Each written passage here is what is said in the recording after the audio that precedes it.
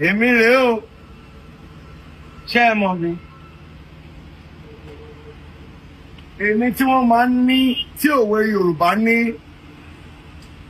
ẹni obìnrin kò lọ́nà tó ní bẹ́lẹ̀ yìí ò tiẹ̀ jọkọ mi ájá lèmi èmi ọ̀hún rèé o ṣé ẹ ti rí mi ìtorí pé mo mọ̀ pé ẹ lè mọ wá mi tẹ́lẹ̀ èmi rèé bí n tiẹ̀ jẹ́ ọkọ rẹ ìjà lè rẹ àbí kí n dún ọ lẹ́ẹ̀kan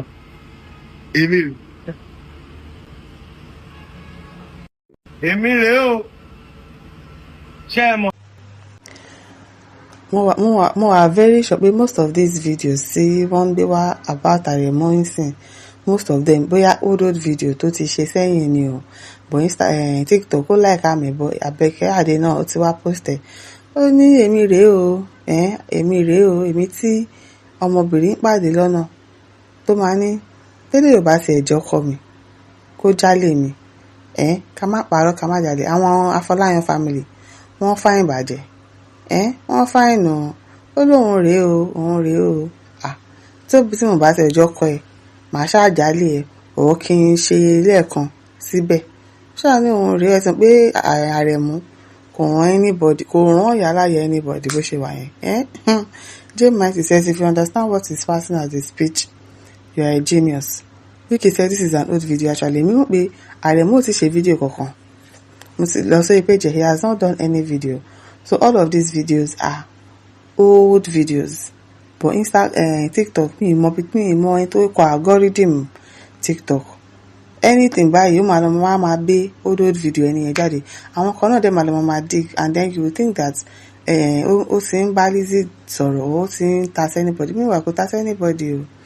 Zero says na this kind of lẹ́jọ́ wẹ́wẹ́ you get belle for ó máa ṣe ó ṣe fún òun náà kí ló kàn ẹ́ kí ló bá jẹ́ lẹ́jọ́ wẹ́wẹ́ kí ló kàn ẹ́ living like says is a very reserved guy you don't even need to explain to anybody just vibing because of what is happening recently and this is even an old video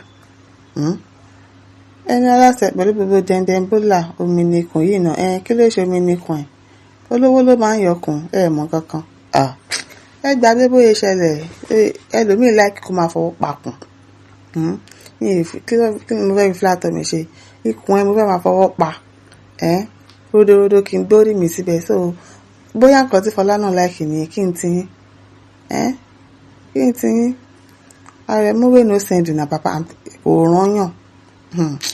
rányàn aṣáǹdì says kí ni kíní pẹ̀lú ikùn gbẹ̀ǹdù yìí kí ló kọ́ yẹn bẹ́ẹ̀ orí pẹ́lá ẹsẹ̀ ọmọ tẹ fún lóyún kọ́ ṣé lóun ò gbà ní àbẹ́ ẹ̀gbọ́ tí jísọ̀ bá sọ pé tí Fọlá bá ṣẹ́yún ó máa tẹ̀kẹ́ ọ̀ pẹ̀lú ẹ̀ so ṣé ó lóun ò gbà yín ni ó gbà náà Amina sẹ́ o ṣé baddest ọmọ Afọláyan what is you people's problem Fọlá isn't married again mentor yín ti gba ọkọ Fọlá lọ tipẹ́tipẹ́ Aremu na single father so what is the fuss about I wonder o.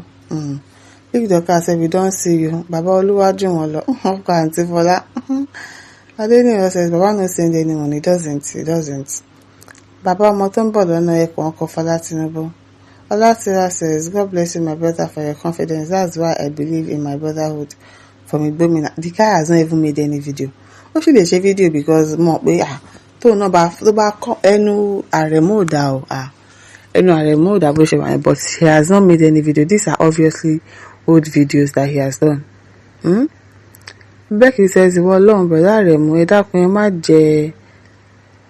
má jalè rẹ̀ ọkọ rẹ̀ ní kẹ́ jẹ́ Aremu. Rachel says shey you hear am all of una wey no dey mind una business this lover or this lover dey look for you okay Aremu Kosanwo don't mind them you are beautiful very beautiful guy very handsome dude all of them in their family very fine.